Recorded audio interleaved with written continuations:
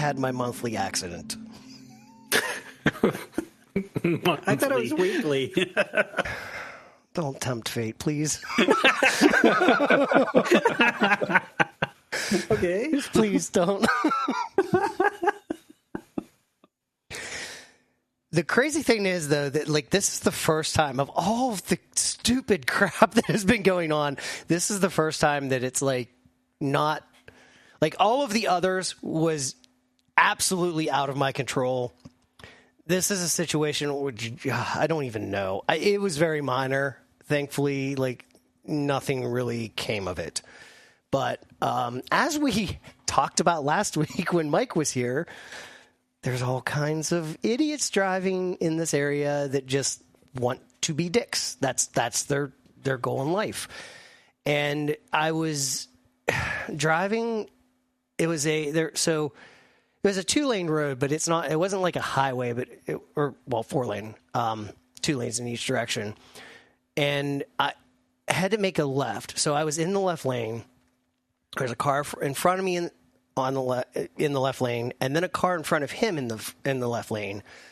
And that car was clearly doing I don't want you behind me, so I'm going to slow down and be a dick, right?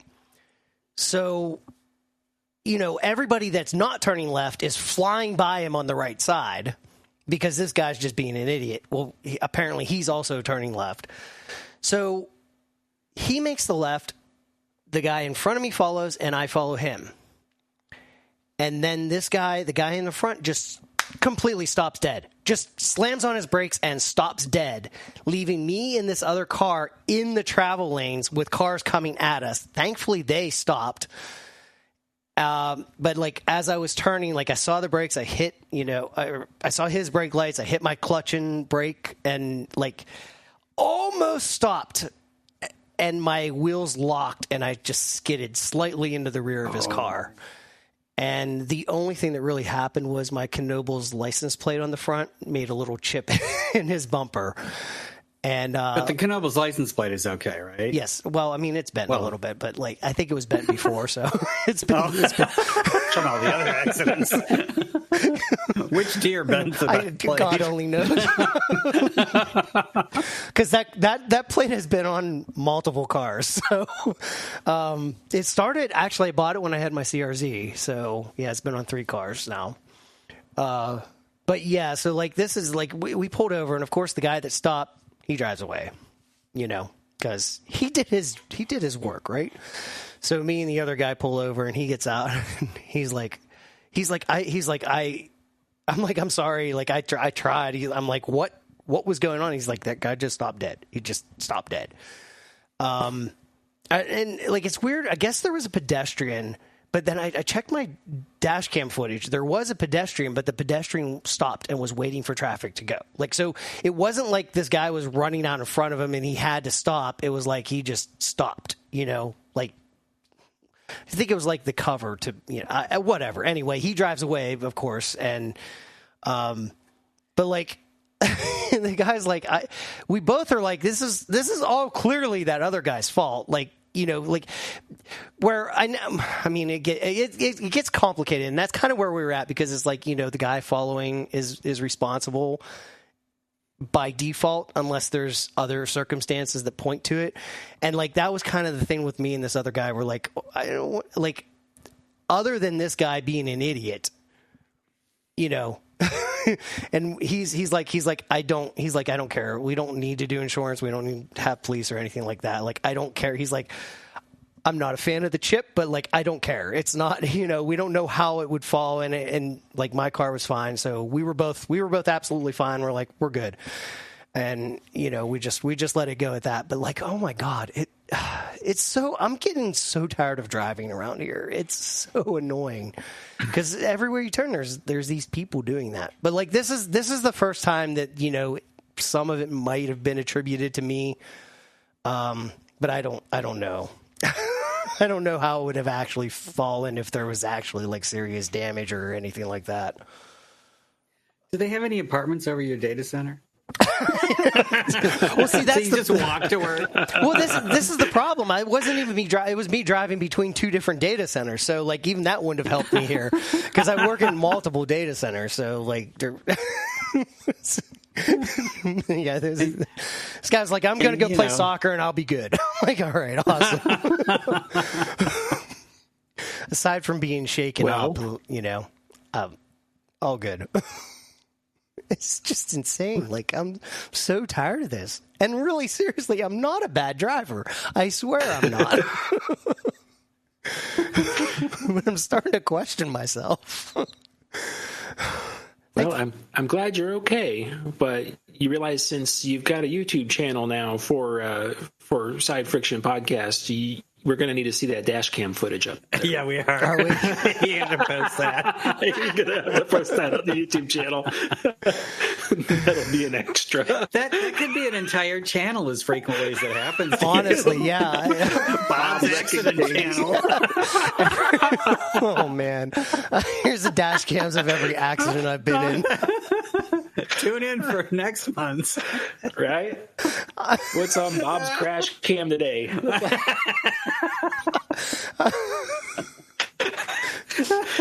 You mentioned the YouTube channel. I literally just got an email today saying they couldn't verify that I'm over 18. So we'll see if that YouTube channel hangs in there. Oh, man. Google, man. And like, it's honestly like we've not really had much traffic on it, and like it's just kind of podcasting on YouTube seems to be a weird thing. The only thing that's good is like, I guess there's like the YouTube music that some people use, but I don't know. So we'll see until Google says like you're not old enough to to have videos and like they take it all down. For now, we have you are able to listen to the podcast on YouTube. Just for now, we'll see. Just for now, we'll see what happens. Hey, you're going to have to pump it a little bit to get some traffic in there. But I think you just give it time and just see what happens. Yeah, I really just dealing with Google is what annoys me. I hate jumping through all the hoops, and then I also don't like it associated with like other stuff because Google does all the tracking and stuff, and which I'm not a fan of, but we'll see how it goes. Anyway, this is Side Friction Podcast. It's episode 98 for September 27th, 2025. I'm Bob. I'm Greg. I'm Ryan, the ride mechanic. And yes, it's great to have you back, Greg. Thank you. Good to be back. Yeah. Missed doing the show. And I listened to the one 2 weeks ago and part of the last one. And you didn't get through all 4 hours of last week's? Well, oh God, you're killing me, guys. I looked at the time and I thought, holy shit. I listened to last week's also. And then I remember, Mike's on it. Yeah, right. It's like, Ryan did say that in our chat. Like, but it's really weird to listen to it. Yeah, it's weird to listen to it because I kept wanting to jump in and respond or say something. It's like, too late, can't do it now. Yeah. So, like Ryan was saying, I should have kept a list of the things I wanted to comment on and start the show tonight with that. We'll have Greg's rebuttal. Greg's rebuttal. That is it. It's Nate Bergazzi. That's how he pronounces his name. Oh, I knew when that conversation was going on. Like, I knew that was like, I knew there's people like yelling at the radio. Oh, yeah. Do it. But have you seen any of his? He's got shows on, like, I think Netflix or one of the streamers. He's really funny, and yet he does it without being swearing every other word and all of that stuff. He's really good. So interesting that he wants to do a theme park, but we don't need to recover that territory, right? And yeah, we'll see. We've got enough going. We got some weird stuff going on. Like, I swear it is not going to be long until a video comes out of Rod Serling standing in Stardust Racers because Rod Serling. Seriously, like this stuff is weird. Like, and it's getting even weirder. And so the latest, Universal Orlando does say that Stardust Racers was functioning properly, which I think we kind of all expected. But the family, I don't know if it's one of the articles that is on our show notes or not, but I read that the family basically is saying that, hey, no, that's not the case. And we're not really hearing much official.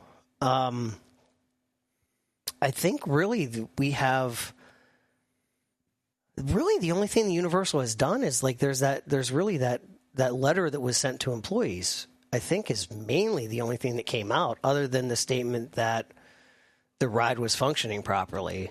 Well, that in the second article there on the rundown is to back that up, and that the state inspectors also say that the ride was running correctly. So it's not just Universal's, right, trying to cover up anything. They've got the state inspections have also said there's nothing wrong with the ride. The family, I'll have to look for it. I think it doesn't have an article. The family is saying that, or speculating that he was hitting his head on the restraints. But from what I saw in Ryan's YouTube video on it, what restraints could he have hit his head on? Those seats didn't have anything near your head. Yeah, I didn't get a chance to watch Ryan's video yet, but yeah. I mean, yeah, like I think of like when I rode Copperhead Strike, like you're so free and open. The only thing of note for me with the mock trains is that the seat kind of does curve around you a little bit more than on other coasters, but I don't think it's significant enough to be any kind of situation. And I still I just still don't understand this whole I get that there's a pre-existing spinal injury, which the family has said that it was from birth. So it was like a birth defect. It wasn't really and they said he rode coasters all the time. Mm-hmm. Which makes this even his first time riding Stardust Racer. Right, exactly. He rode that multiple times before. So the blunt force injuries to the head is that's what's getting me. I don't understand where that comes from. It's a mystery Fabio for would have everybody. anything to say about that. So I kept getting lots of comments about, whether it was maybe something that was snuck onto the ride, some sort of object, like a phone or something like that. But then also bird strikes came up, just like the Fabio incident. But all of them I can rebuttal with I'm not trying to step in anyone's defense here or anything, but I'm just the line of reasoning, right? I'm just multiple. Right. The multiple is the thing that's getting. That's really, that's the mysterious part of it. The multiple's what's throwing everything off. If it was one thing, it would be okay, we can draw a line to this and start to really get some closer speculation. But because of the multiple, it's what? And there's still just there's my video. It's there's a piece of this puzzle we're missing here. And there's something either that's not being told or that we don't know. Or maybe hasn't even been found yet. Which is, I had this cockamamie idea. I'm what happens if this was foul play? If this guy was beaten on the ride? Yeah, you and I talked about that ride. Yeah, shortly after we recorded the last episode, and yeah. I was well, that's kind of way off in left field. I've had so many people come back to me with that exact same theory. They're that's the only thing that makes sense. I'm yeah, but does it? How can anybody reach over and beat him while the train is running?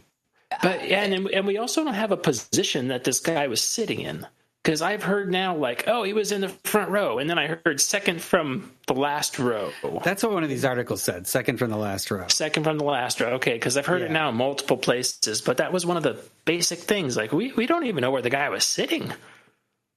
Someone was sitting next to him. Okay, second to the last row sounds like the predominant thing. But then it's people are well, hit the head on the back of the seat. It's that's full out, ride padding back there. The foam's not the softest thing, but it's meant to absorb your body weight at 3G, essentially. Yeah. Right, yeah. So, admittedly, there have been times where I've kind of hit my head on the back of a seat, usually because I'm looking somewhere, to the side. Yeah. It happened to me on Joker's Jinx. I just happened to we were coming in the brakes and I looked to the side to talk to my friend and the brakes kind of hit in a way that I didn't expect. And, I hit, but even in that circumstance where the train is actually actively braking, it wasn't enough to oh, wow, I'm injured. It was just I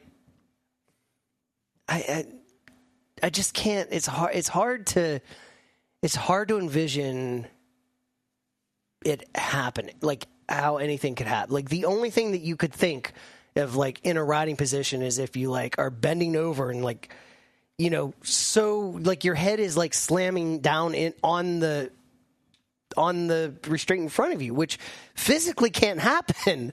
Unless did his spine completely break? But if that happened, I'm sure the medical examiner would have said, yeah, he broke his spine. But that's not what they said. So your upper body is I just can't see that physically happening. It's so weird. It just doesn't make sense. And to complicate things now, we've got somebody else now suing Universal Orlando over the same ride and saying that she hit her head. And I'm not sure what to think of this either. Yeah, because the incident was 5 months ago. Right. Why? If that's the thing, it's if this was really that big of a deal, why'd you wait till all of a sudden somebody else had, it was oh, wait, hey, oh, yeah, that happened to me too. It was it's the timing is really suspicious. But at the same time, if that is real, if that really did happen, something's going on. It's such a weird scenario. Really, seriously, Twilight Zone type stuff. The way I took that second article from the lady whose lawsuit just started 5 months ago when she got injured was that exacerbated an existing condition. Right, and that was mentioned, yes. So it's okay, but this is what it is. It's okay, there's a lawsuit that's about to happen on this ride, probably. There's a lawsuit that's about to happen on this ride. So anyone that might have anything in the wings waiting is now going to suddenly fast track this process. And they're like, let's get in because everyone smells blood in the water. And it is just money flinging out the end. It's okay, let's go get it. Here comes the money. Yeah, and it's hard to say what's actually going to happen with the ride now too. This is a lot of press. Even with this, I think the ride is still closed, right? Yeah, still closed. My understanding was that the main reason why it remained closed was basically because of the crew. The crew was so traumatized, they couldn't go back to work. So that was what they were waiting on. But now at this point, I have to think that they're not going to open it for a while, even if the crew says, "Hey, we're ready to go." There's just too much. There's too much to this, and even when we get to a point where it reopens, this is attached to that ride forever. Yeah, this is Smiler. This is the level that. This is that kind of. This is that kind of incident where Smiler people ride. It's good. It's kind of grown out of its reputation of that accident, but it's still known as the coaster that had that accident. And that's Stardust Racers is always going to be that ride now. This is just such a huge story, and it's everywhere, and it's so confusing, and there's so little information coming out that really all you have is speculation. There's nothing as I want to caution everybody, it's fine to speculate, but don't start placing blame on people until we know what happened, because that's also a stigma that you can't get rid of. But the mechanism of this injury, no one should be placing blame. Right, exactly. There's professionals doing that in various different forms. Right. It's tragic. All of this is tragic. It's you don't ever want to see this, but sometimes things happen. I just wonder why it's taking so long. Or maybe they know and they're not saying or whatever. Because is it that big of a mystery at this point? Because this has been, what, 2 weeks now? It's... I think just a week. Yeah, it happened last Wednesday. Well, the day before we but still, time frame's a little muddled from the past 2 weeks of life. So, okay, but it that's is not much time when it's such a mystery. Yeah, and it seems like absolutely nobody knows anything. And the number one speculation that everyone has, when I say everyone, I just, all I can do is read all my comments that come into my video about it. Everyone's speculation is like he must have passed out during the ride. But there's also a lot of people that have experience with these trains on other rides and other parks that have said they either themselves or other people have passed out on them plenty of times. I mean, it's a condition of adrenaline versus your conditions. Like, it happens on rides, right? Yeah. And no one's come away with any sort of even bad injuries, like a bruised or broken or nothing. Right. And yeah. So it really is. It just adds that extra level to this. It's like, really, what happened? That really is these are not new trains. Like, I mean, this is the same design that Mach has been using for probably a decade now, I think. Yeah. It's like I think there's not many in the U.S., but there certainly are worldwide. There's a ton of these. So, they're everywhere. They've been tested. We haven't seen anything like this in any other case.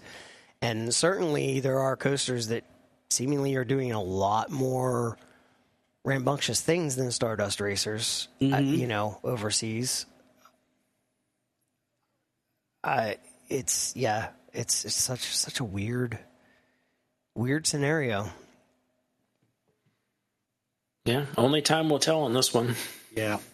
Yeah, we'll have to keep an eye on it, and we'll see whenever they're ready. That kind of, Ryan, you might be able to shed some light. Like, what's from a standpoint of a mechanic? Like, what's the process right now? Like, what's going on? Like, do you think they're still actively investigating things? Are they?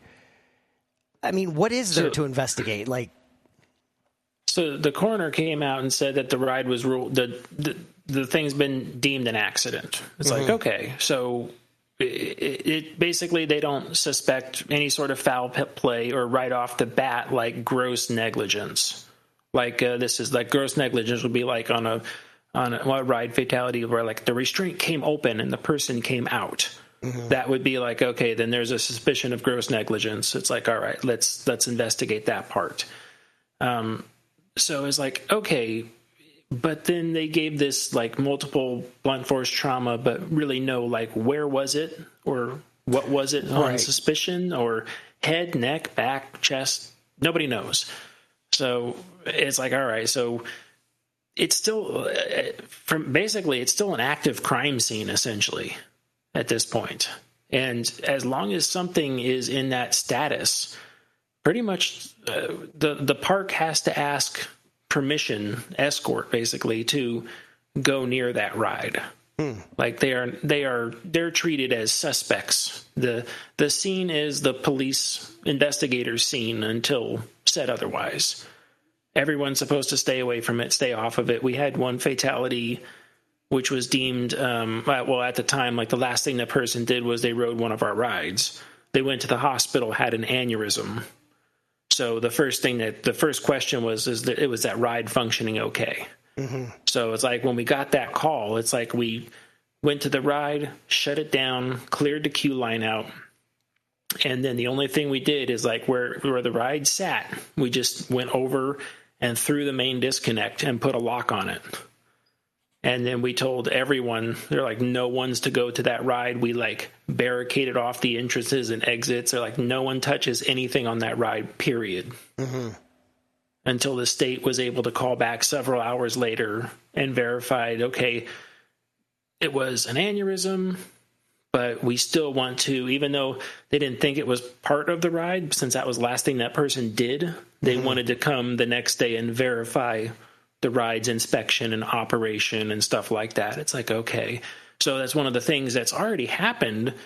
Not already happened, but I mean, it's part of that process has already taken place at Universal, because Universal did their own investigation, which was where they would check inspection records, logs, the parameters of the ride, essentially. Universal said, yep, it's working the way it's supposed to. Like, meaning nothing was hanging off, nothing was broken, nothing abnormal. The ride is essentially ready to operate. And then Florida came in behind them and basically double-checked everything, and they agreed with Universal and said, yep, basically the ride's ready to operate. So it's like, okay. I want to throw this question out there too, and this is purely hypothetical. I'm not saying that I suspect that this is what happened, but let's say that somebody got on a ride and they did, there's so many things in the enthusiast community where people leave room in the restraint. They try and they try to get around and then hide it from ride ops and stuff like that. In that situation, if somebody was to do that, how would that ever become known, or could it become known as a fact? Is there anything that would be evident in that scenario? I don't think so, because if you're purposely trying to leave the restraint up high enough to get more airtime out of the seat or something like that, then the term I would use is you have malicious intent to fool the operators when they walk by. Yeah. You're sitting there in a seat and you're arching your back and sticking out your belly trying to get that restraint up higher so that when the operator comes by to check and make sure it's down and secure, they couldn't see that you were blocking that space. And then when you leave the station, you go back and there's all sorts of room. But unfortunately, if something were to happen to that person on that cycle, all they can do is say when it left the station, the restraint was down and it was tight. And now most of these rides, G-Force will close the restraint on its own. Mm-hmm. So it's like it really, the ride will kind of self-reset itself while it's out on the track doing stuff. I mean, we had a service bulletin come out on a B&M coaster on the restraints regarding cracking in the restraints. And it was like, okay, which is not an unusual thing. Like long service life things, this kind of stuff happens. So just like, hey, check your ride. But what they found out with the root cause of the cracking was really weird. They said what happens is every time someone would throw up or do something like that, operations would clean the train with all the restraints up. And then with the restraints up, they would just dispatch a train out of the station and send it. Because the operations, they'll close themselves. Yeah. So what's happened is as it pulled up into the first drop, as it pulled up away from the ground, as the G-force comes up, those restraints would suddenly gain momentum and slam hard down, which was causing cracking in the restraints on the top side. Because in the restraints, you would expect to see a crack on the bottom side where force from a person would push up. Yeah, these were coming from the top side, and even B&M was scratching their head going, how does it happen on the top? And that's when they found out it was an operational thing. They just left all the restraints open and sent the train out. And it's like, there was a service bulletin, 2 parts. The first one was like, hey, check this area for cracks. And then every year you're going to check it, with the NDT every single year, even though before that it was like a 3-year check. And then the second part to that was, don't dispatch our ride with the restraints open. It's weird the things that parks and people do out there. But that hypothetical situation. Everything. No. I know that as a software developer, no matter how much you try to idiot proof code, somebody out there in the real world is going to find a way to screw it up. It the always idiots happens. Try harder. Yeah, they apparently do. And they're really good at it. They are really good at it. I remember I was at Great America when it was still... No, I guess it was Paramount's Great America at the time. I don't know, in California. When I was younger, and the Vortex was it's a stand-up B&M. And I remember going up the lift hill, and the kid kitty corner in front of me on the row in front of me. I remember seeing him do something funky with his shoulder, and he turned around, full out of his restraint, to wave to his friends in the row behind us, and then went back into his restraint. Because he's a little wiry kid. He just pulled himself down, twisted his head over, and then just right off the side of the restraint. And I was just like, oh my gosh. No, I've seen some stupid stuff. And the worst part is people film this stuff too. Like I saw a video circulating from Verbolten where somebody literally left so much room in the restraint. As it was pulling out of the station, there's a little hill. You go down a hill out of the station. And he goes down, and he literally completely jumps up out. Like, he's almost handstand type thing, like he was on a vault or something. I'm like, how? Why? Like, you're an idiot. That's, like, there's no other way to say it than you're an idiot. And you're why we can't have nice things. But yeah, that's the one thing that like kind of. I mean, I'm not saying this happened because there's a lot of things that could have happened. It seems, but the one thing that just keeps resonating with me is there was one witness that said that the person's leg was kind of out of the train, and that's the only reason why I'm just kind of thinking: is it possible that he left some room and ended up like spinning in his seat?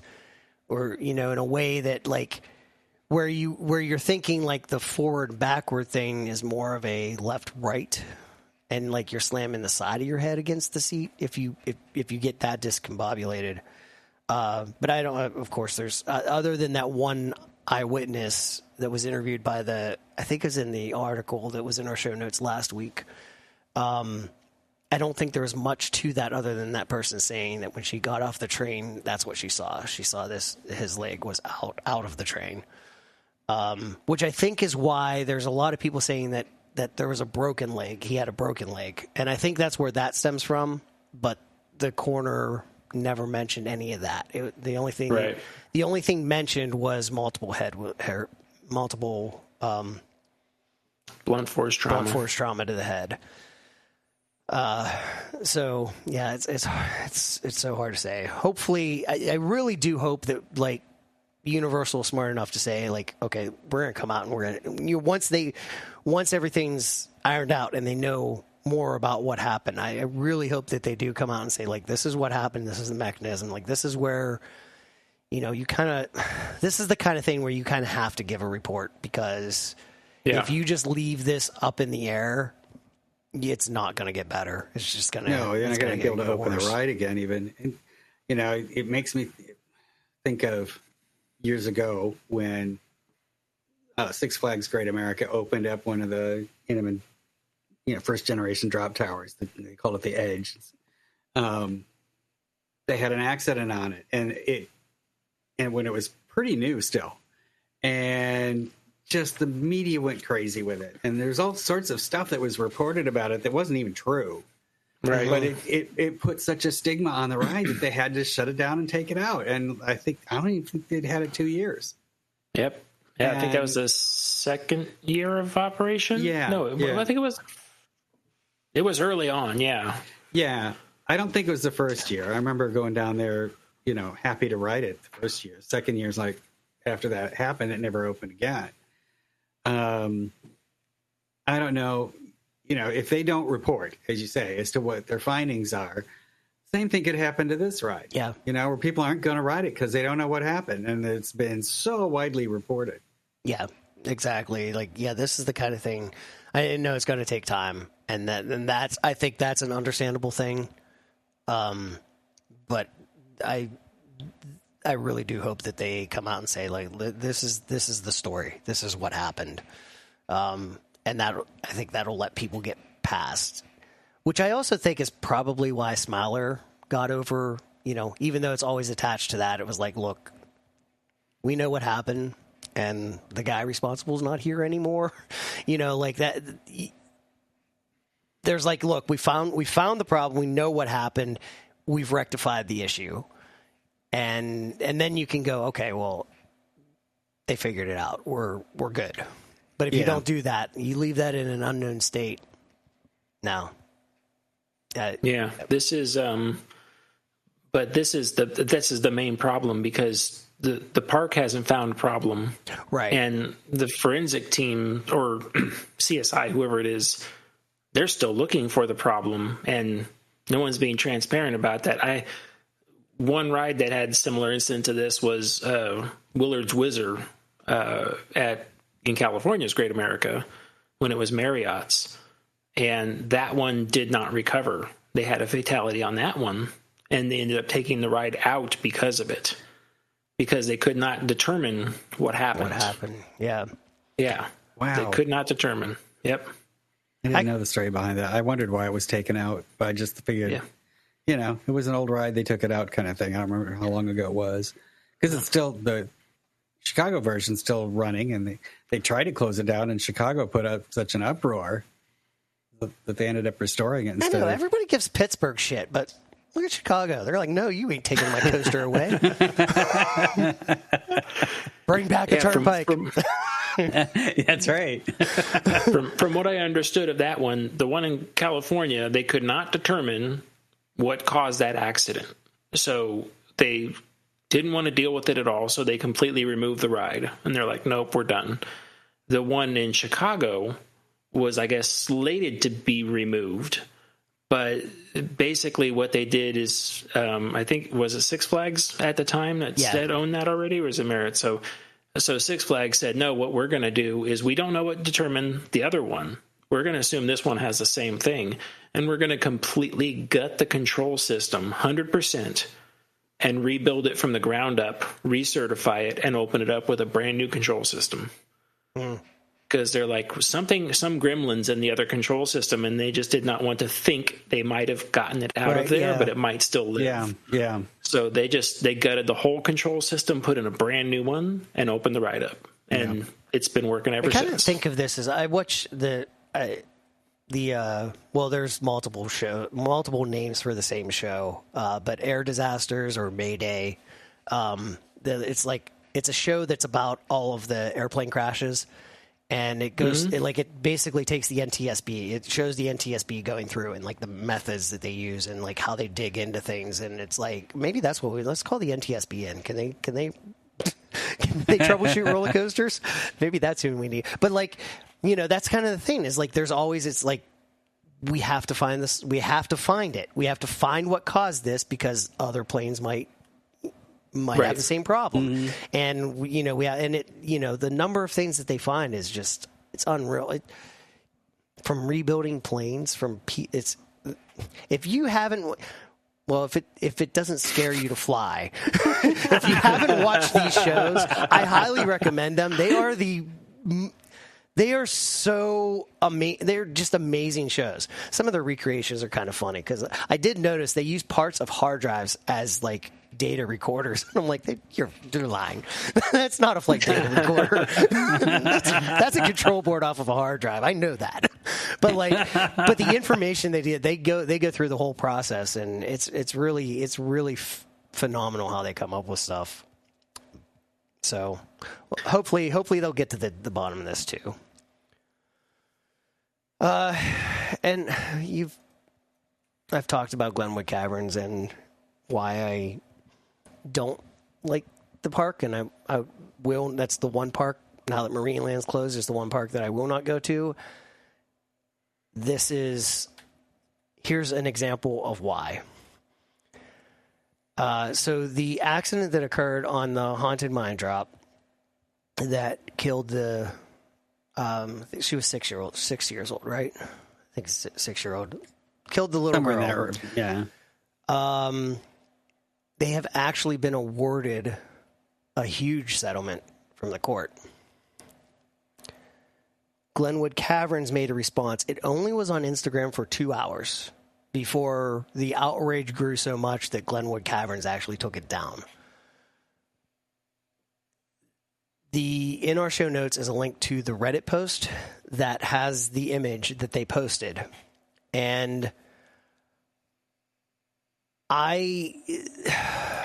they basically are just throwing the manufacturer under the bus. They're whining and moaning that, we're not going to be able to survive because of this. And, this is completely unfair for us. I think she was, what was it, 205 million, I think. That's the figure. Yep. So I'm just going to read the statement because I think you need to hear it. It starts out saying, like, the initial, like, our hearts go out, blah, blah, blah. And it says, if the jury verdict remains as is, hundreds of local jobs are in peril. Prior to trial, Glenwood Caverns offered plaintiffs all of its available insurance money, but plaintiffs refused to accept or even negotiate a resolution over the past 4 years, despite our numerous attempts. Soaring Eagle manufactured the haunted mine drop with a defective restraint system. Not true. That caused this heartbreaking accident. Soaring Eagle certified to Glenwood Caverns that the ride met all applicable standards, but that was not true. They failed to perform the required engineering and risk analysis that would have undoubtedly prevented this death. In addition, Soaring Eagle was aware of 2 prior ejections from the same restraint design, information they hid from the world. Soaring Eagle failed Glenwood Caverns, failed the Estafanos family, and failed our community. Glenwood Caverns was devastated by this accident and worked with the independent engineers and not with Soaring Eagle to redesign and re-engineer the ride to prevent an accident like this from ever occurring again.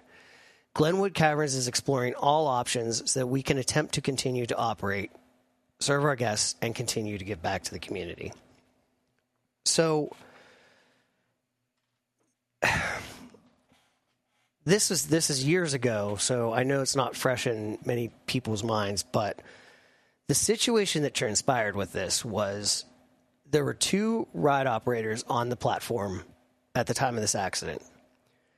One of them, give or take a week or so, but one of them had been there for a month. The other one had only been there for a few days. In the investigation, they discovered that Glenwood Caverns, rather than giving the safety manual from the ride manufacturer to the ride ops, they basically abridged it and gave them a page or 2 pages, like I think it was front and back. All of the information they tried to fit into 2 pages. What happened was it was a cycle error. The girl came and sat down on the seat, but she sat on the seat belt because it was attached. Somebody wasn't in the seat prior to that. The ride refused to dispatch because the seatbelt had not been cycled, and it was giving them an error, and they didn't know what to do with this. They had no training on what this error meant, and they were just kind of trying to figure the way through. They ended up going, and they actually the girl, like, basically had her coat, like, sitting on her lap. So now this is where, okay, the ride ops maybe should have been a little more proactive, I would think, but still, they were not trained, and they were brand new to this. There was no ride supervisor there. There was nobody that had been there longer than a month. And they went over, they unhooked her seatbelt and rehooked it, but did not bother to make sure that the seatbelt was adjusted properly on her lap, which it was not. In doing so, that allowed the ride to dispatch. There wasn't anything wrong with the restraint. Like, it was not a manufacturing error. There was nothing wrong with it. And this is the first that I've ever heard of other ejections from the same restraint design. But this post is just so, it's just so heartless. Like, you have to take some responsibility to this, even if you're not going to get even if you're not taking 100% responsibility, to just throw everybody else under the bus and say, hey, sorry, we had no control over this. It's so heartless. I mean, this stance is just, I don't know. I don't know if you guys feel the same way, but to me, this is just like, this is a horrible post, I think, in my opinion. Yeah, but that really sounds like it boils down to training. And yeah, you have, in fact, they were the only people that had 100% control of the situation. Yeah. Yeah. There's just, to just sit here and throw the manufacturer under the bus is just, it's ridiculous. And then to go on the, like, oh, well, we're not going to be able to continue to, I'm sorry, but you shouldn't. you shouldn't be able to continue to operate. When you keep felling people, like, and this isn't just like this is the first time anything has happened at Glenwood Caverns. Time and time, there's been multiple incidents at Glenwood Caverns. One of the prior to this, one of the bigger profile incidents was their it was like a toboggan ride, like a slide, but like with wheels or like in a trough, or like a mountain. Maybe it was a mountain coaster, but anyway, like there was basically, they were told that you don't have enough lighting in this area. You have to add some lighting because people coming down here cannot see if vehicles are stopped in front of them. There's no way to tell. And Glenwood Caverns didn't bother to rectify that at all. And somebody was seriously injured. And this is where it goes hand in hand with the Colorado court system, where they basically said, well, you signed away gross negligence. You said that you agree to not sue for gross negligence if something happens. And, I remember whenever this incident first started happening, there was a lot of like legal organizations that like kind of put things out, and they said, like, this is the thing about Colorado. Like, most states, you can sign a paper that says that you can waive gross negligence, but when it comes down to it, the courts are always going to say, look, no, you didn't, like, you screwed up. You're responsible for this. It doesn't matter what they signed. Colorado is one of the few states that just says, well, no, they signed their rights away. You have nothing to, and that's where Glenwood Caverns has kind of fallen into this pattern. Like, we can do whatever we want. It's not gonna, we have everybody signing papers when they come in the park. So whatever we do it's not gonna come down on us. Like, we're gonna get an OSHA violation, but like that's the cost of doing business. We'll just pay that fine and we'll carry on. And that's how it's been every single time. And this is the first time that all of a sudden it stuck. In granted, this is in the civil lawsuit, but like this, it stuck here. And now they have to own up to it. And they're like, wait, what? We're not supposed to be held responsible for this? Well, you are. And no, if you can't continue to operate, you can't. You close the park, let somebody else buy it, come in and operate it professionally. Properly, yeah. Yeah, I interpreted the article the way that all these other people are reacting to it, this like passing blame off. I know those restraints that were on it originally were kind of janky. I mean, I've never seen any restraints like it on any other ride. That it was just a couple of webbing style seatbelts, a main one and a secondary one. There was nothing like any kind of a solid restraint to it that's obvious when it's down or up or anything like that, like you find on any other drop tower. Right. So yeah, Soaring Eagle's restraints are kind of poor design in some ways, but it comes down to the training of the ride operators more than that. My understanding of the restraints, I've never rode it, but like that's kind of been my understanding, is like they're unique and they're odd. So yeah, they are. But that's part of the reason why those rides were so much fun, was because it was more of a free experience. But like that's where it comes down to it. I mean, you just Ryan was just talking about a stand-up coaster. Like you look at stand-up coasters, like people still to this day don't know what they're doing when they get in a stand-up coaster. And, it's just one of those things like, okay, make sure your employees are trained. You have, like, as long as your employees are trained, they know the things that can happen. They know what to look for. These poor guys just didn't know. They had no idea.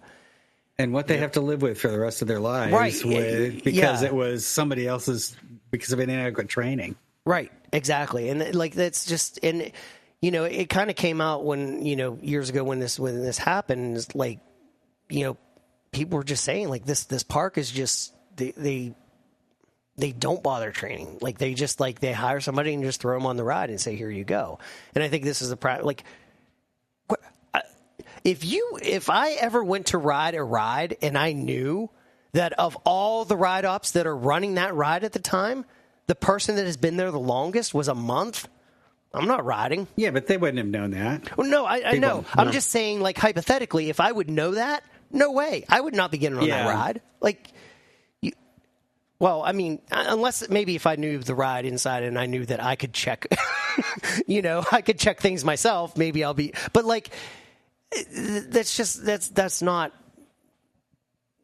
everybody has to start somewhere, but you have somebody else there, somebody that's been there a while, that has seen some things. They know they know everything about this ride. They know what that air means. That's the biggest thing of all. Like these ops had no idea what this air meant. They knew that it was related to a seatbelt, so they went over and they fussed with it, but like they didn't understand that it meant that, oh, well, they never unhooked that to begin with. So there's no way that she could be properly in that seatbelt. Probably in the seat, yeah. Yeah. And I'm absolutely remembering times that I've been at parks and they have somebody new on the platform for the coaster or whatever. It hasn't even been a question of the other person who's also operating the ride has all kinds of experience.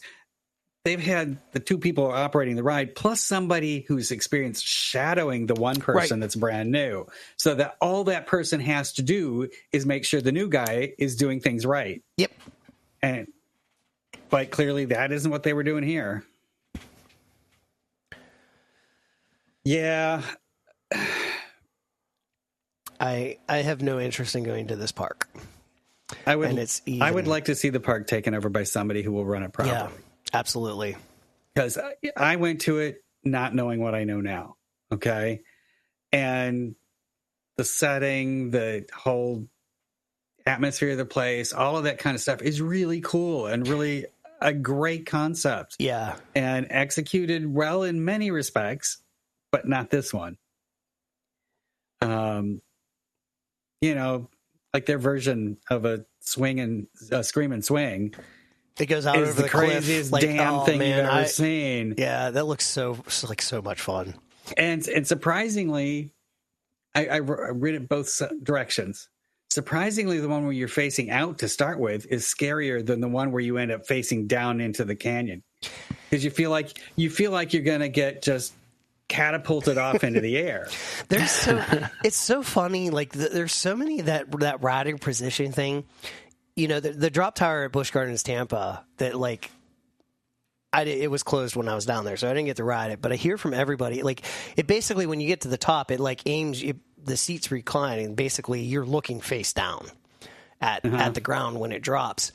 And everybody says it's like you think like that's got to be so much more scary, and everybody's like, no, it's nothing. It's like it doesn't. But then the thing that really gets me is the Sky Coaster.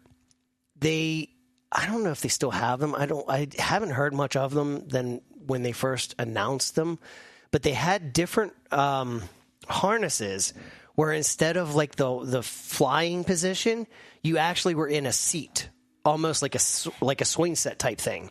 So when you were up, like you couldn't see down, and you think like, oh, well, that would be so much better. Every single person I heard that rode that said it is the most terrifying thing they had ever done in their lives was to be on a Sky Coaster looking straight up at the sky rather than down. Yeah. And it's so funny how so many of these rider position things are so like backwards to what you would think. Right. Well, in the case of that, the Scream and Swing, it's there. I can't talk.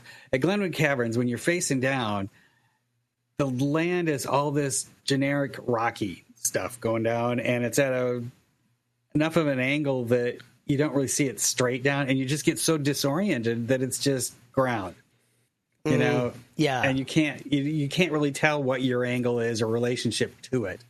But you definitely know when that swing is coming to the edge of the canyon and you don't stop and you're facing the other way. That's awesome.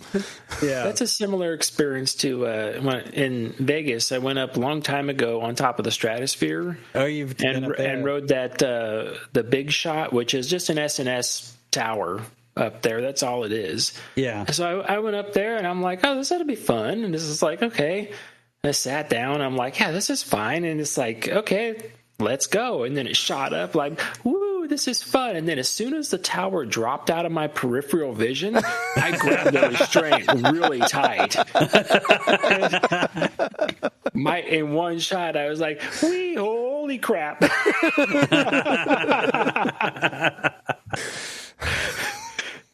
Perfectly fine until that peripheral dropped away, and then like, oh man, that was a white knuckle moment for me. Yeah, I could see that because your whole vision is just like, where'd everything go? Right. And then like you say, you're just out in the middle of nowhere, just you feel like see everything. You're sitting in an ejector seat and somebody pushed the button. Yep. And there's no parachute.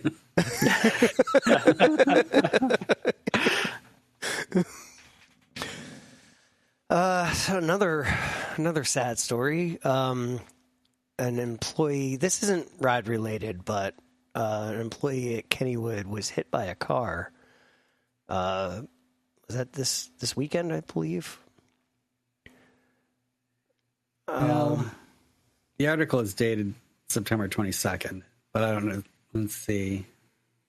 Yeah, so that would have been this week. That would have been Monday. So yeah, since our last show recording, anyway. Yeah. Yeah. So was this outside the gate or was this? It sounds like it was outside the gate because they don't have cars going through the park, you know. And she was making some sort of delivery, bringing flowers. Oh, yeah, it's heartbreaking. Well, or something like that. Anyway, yeah. Kennywood's been having a rough time with a lot of different things. Nothing like it's in their control, but like them and Hershey both have like been in the news for like crazy things, like beyond their control type things. Yeah, that looked like it was off property, outside of everything. Like they couldn't control it, but they decided to announce, or someone made the article. That was the thing. Kennywood employee. It wasn't just a person got hit on the way to work or anything else. And I saw another article too that has similar sort of headline, and just chose this one when I was looking at them. And at first I was annoyed because why are you tying this accident to Kennywood that has nothing to do with Kennywood? You know, it's like, is that an attempt to sensationalize it more than it actually should be? That's one theory. But the other thing, too, for Pittsburghers who know, you know, Kennywood is such a part of the fabric of the city that it is something special that she was a Kennywood employee, and it because it happened near there, that it's going to be associated that way. Because if anything happens to anybody who works at Kennywood, that's going to be something that could be newsworthy to some people. So I don't know how to interpret this whole tack on. Well, this actually, I guess this was outside the gates, but really kind of on Kennywood proper. This is the intersection right at that service gate below the McDonald's, if you know which one I'm talking about. Is that where it was? That's the intersection where this happened at, if I'm understanding the article correctly. So you're on a public road, kind of sort of going through Kennywood property, I guess. You know, because on either side, you have to park on one side and Kennywood's parking lot on the other, so... Still, it's not like it wasn't. It's not like she was hit by another Kennywood employee, on Kennywood property, you know, that kind of thing. That is a rough intersection, though. Like there's so many times where but there's always so many pedestrians there. You like when you're coming down there, I hate it because you have to look everywhere at once, and it just changes so rapidly. There's just so much going on there. Maybe they'll look into some improvements for that. Maybe. I don't know. Is it pedestrians going to the park? Is that why there's so many pedestrians there? That's the only thing. No, it's pedestrians going over to the McDonald's and the other stuff that's there. From the park? Yeah. Okay.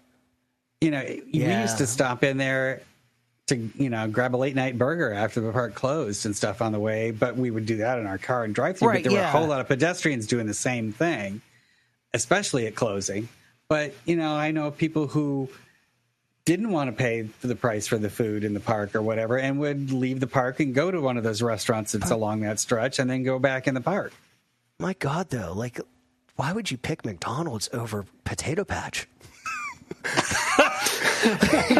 What are you thinking? Well, I'll tell you why.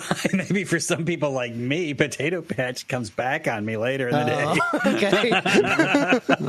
Okay. Plus, I'm also talking about when my kids were small or when I first moved here, and the food was not as good as it is now. Okay. There are a lot better food options now than there used to be. And if you didn't want to bring your own picnic lunch and dinner with you, those were alternatives. Yeah, it was McDonald's, and the Long John's is gone though. It's a Popeyes now, though, so I guess it's not bad. There's a Popeyes, yeah. Yeah. I was always excited to go to Kennywood because I got Long John's. Because as you know, Greg, and we're that not whole talking area, about the underwear, right? That's what I was thinking too. How do we get on you're thinking it, but I'll underwear? say it. Long John Silver's. As you know, like everywhere in the Pittsburgh area, Long John Silver's is just disappearing, and like that was the one that like hung on for a while. Thank God we down here in West Virginia we still have them, so I'm good now. But. You also have drivers like and deer. Yes. And Bob's got a body shop that's gunning for him. Apparently.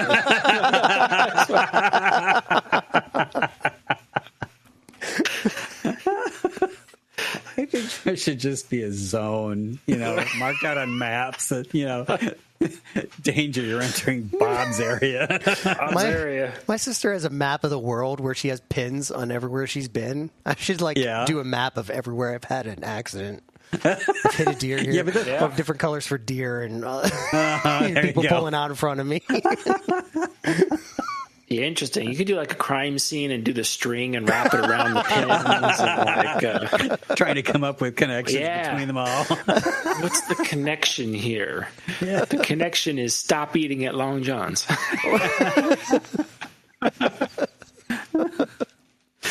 Maybe it's Bob's own version of X-Files where he's finding some sort of weird stuff going on that's causing all of this.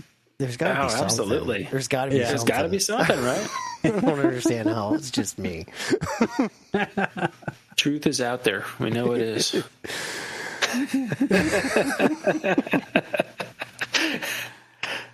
Well, some interesting Universal news. That doesn't involve... Yeah, not sad news. This could be really good. Sad to see Lost Continent go, but there's really not much there anymore anyway. Yeah. So it is now Universal has now confirmed that a demolition permit was filed. Speculation kind of was circling like this must be Lost Continent, and Universal has confirmed that that's what's going on. Lost Continent is going to go away. We don't know what's going to replace it. Zelda has been one of the primary rumors, but I don't know. In this article, they bring up Pokemon, who apparently they just announced a Pokemon Land coming to Universal Studios Japan. So I guess that's an option. I just really hope that the Mystic Fountain lives on in some form, whether it be the Mystic Fountain still or just like the same concept in a different way. Because I love that. I love the Mystic Fountain. That's so much fun to just sit there and just watch people, kids mainly, watch it. I don't know, Ryan. Have you been to Islands of Adventure? I have not actually. Okay, so we can't make our way past Disney every time we go down there. We're like flies to a bug zapper right there. We're like Disney, gotcha. You have to discipline yourself and pretend that Disney's not there because Universal's worth it. I know. There's so much stuff at Universal that I want to do, man. but every time it's like we should go to Florida. It's like, but Disney, But Disney, so I think I want to do it definitely. Yeah, you've got to get there. I mean, absolutely. Just Universal Studios and Islands of Adventure both are just such amazing parks. But the Mystic Fountain, it's one of those where like it's an employee that talks through the fountain and basically just harasses kids. But it has the, I love it. It has the additional thing where they can control the water. So they will actually squirt the kids and it's. How did I miss that when I was down there a couple of years ago? It's either it wasn't operating or we were just focused on getting in Velociraptor's giant queue and all of that stuff. Oh yeah. Oh, it is so much fun. There have been times where I've been out. I mean, when I had my season pass and Spirit was really cheap and flew out of Baltimore very conveniently, which they don't anymore. But I would go down there once a month, and there's so many times that I would just sit there. I could sit there for an hour and just watch people interact with the fountain. It was just hilarious. So hopefully they keep that, but it'll be interesting to see what comes of it. I'm also kind of curious what's going to happen with Mythos, which is, I don't know if you've eaten there, Greg, but everybody raves about it. I mean, it was okay. I don't get the hype from it. Yeah, I did eat it there, so I don't know. But I wonder if they'll retheme that or if that'll go away. Does it say here? I see a picture of Mythos, but does it say something about it? In the article, I think they were just like you, speculating on what's going to happen to it. Yeah, I think so. Seems like, they're going to have a restaurant in the area. Why not keep that and just retheme it? Same menu or whatever, if it works. Yeah. Depends on the age of the building. Oh, yeah. That's true. Apparently, from what I've heard, that's why Poseidon shut down, is they were having issues with I don't actually know. I don't think it was ever really determined whether it was building issues or whether it was mechanics of the show. That was a show though. That thing, it was a walkthrough show, and just mesmerized. For even as old as it was still just you'd go in there and you'd come out going, wow, how'd they do all of that? Because you the part of it you literally walked through a tube of water, and the water was literally just spraying in a tube around you. And you walked right through it. And then the next room you were there, and there was a bright flash and the entire room changed. You were just in a different room. I mean, I've experienced that, but in an entirely different place. In Vegas, which hotel was it? The Hilton, I think. They had a whole Star Trek experience. And they did the most amazing effect. It was a walkthrough adventure to start with, and you eventually ended up on a motion simulator being chased, through the galaxy and everything. But you ended up walking into a room that was on the planet, but you needed to be, beamed up to the Enterprise. And this was the next generation version of it. And when you walked into the room, there was all of this, commotion about the war going on or whatever, if I remember correctly. And said, we need to beam you up. And the lights went out something like a bomb had gone off or something. But the lights came right back on and you were on the Enterprise. It was almost that fast. It was just amazing how quickly they changed that set. And I tried, I went through it so many times just trying to catch it. And I think multiple times I went through it, and there was one time I briefly caught on the ceiling, I saw a piece of something going up into the ceiling. Yeah. So I think the way that I believe it worked, the flash was blinding.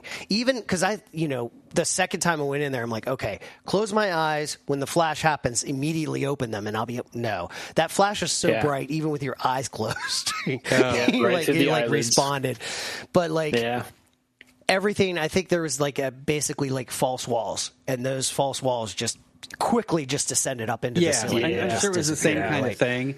But they took an opposite approach. Say it went black, but they also distracted a little bit because there were sparkly lights. Simulating you were going through the process of being transported. So it was a combination of that black and then sparkly lights to focus your attention away from anything you might see, even if it as dark as it was.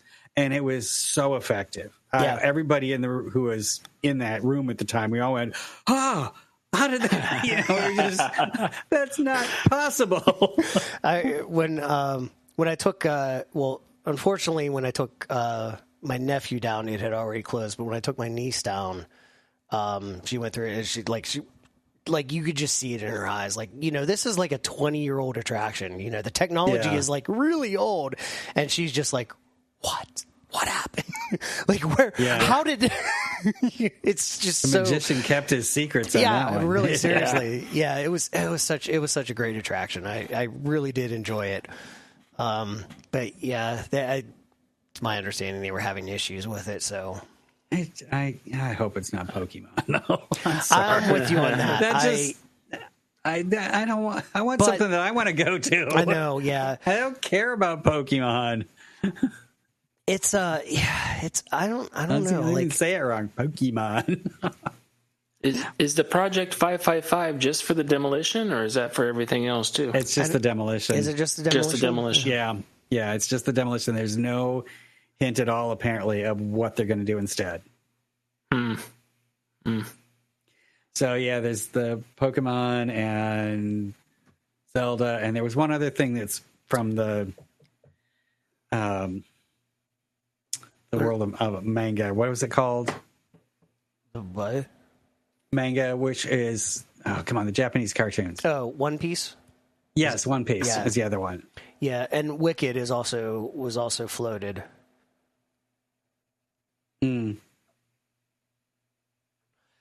That kind of would fit. Wicked kind of fits into the being close to the Harry Potter area and like that. You have the green wizards, But then again, I guess Pokemon coming from Dr. Seuss, I don't know. Like, see, if you did Pokemon, if you did something like Pokemon, it's going to have much more of a draw of people to it, than you would with Wicked or anything else. Yeah. I mean, that's you got to go where the money's going to be for that, and like you're gonna want kids, you're gonna want stuff that you could sell plush animals with. That's what you're gonna want to do. You're gonna sell plush animals and things that get stuck in effing road wheels because that's what you're good at. Yeah, I can see your point there. It's probably going to be Pokemon. That's always I still to this day, like, I have to wonder when the Hagrid's motorbike coaster was being designed, like, whenever they were going through it, did they actually think about the robes, or was that after that they went, oh shit?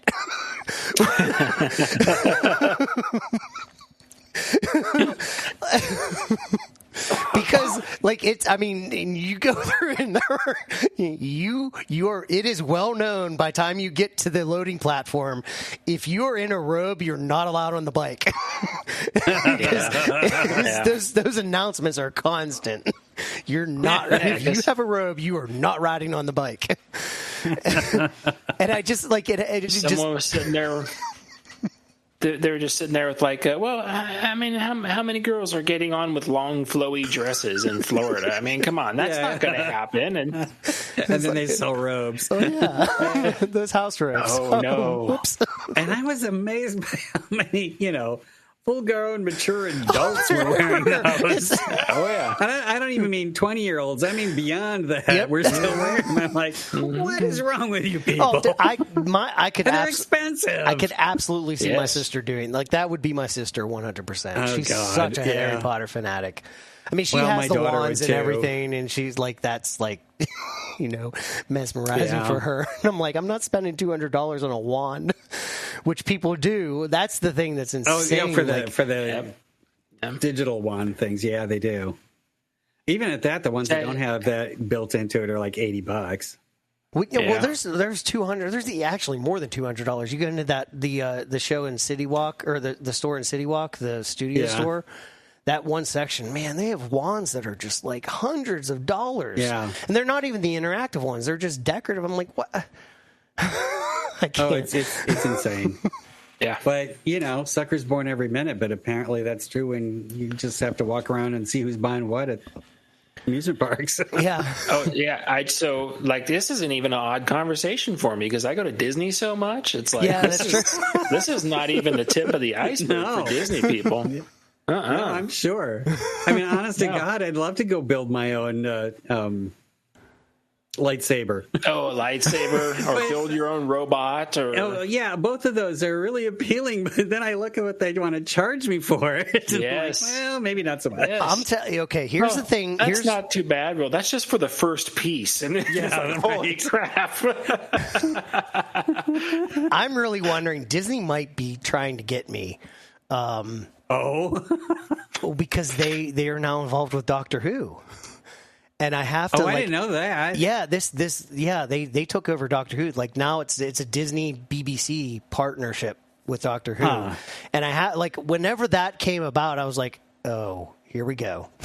So you're a Doctor Who fan? Oh yeah. I mean, I'm not like. Well,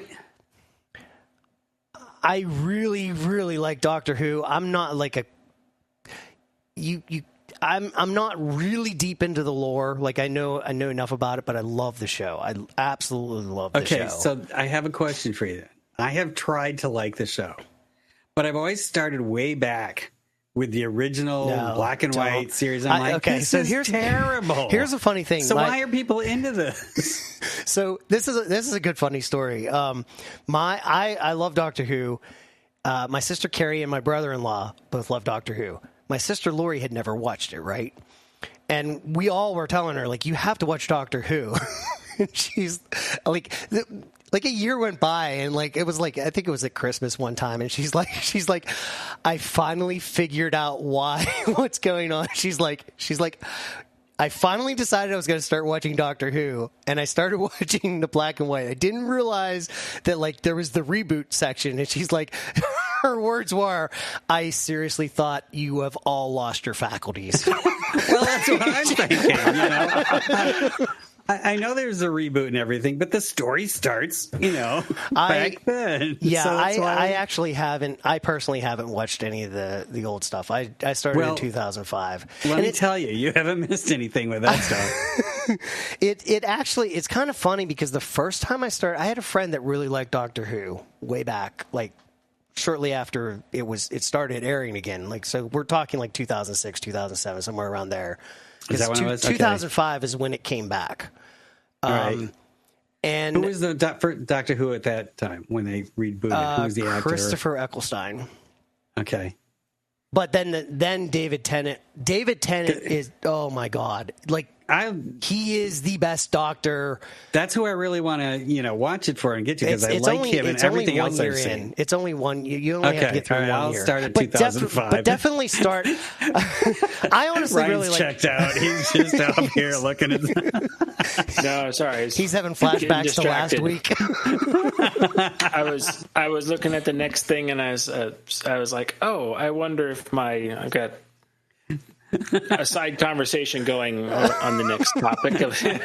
Sorry we about can that. rein it back in.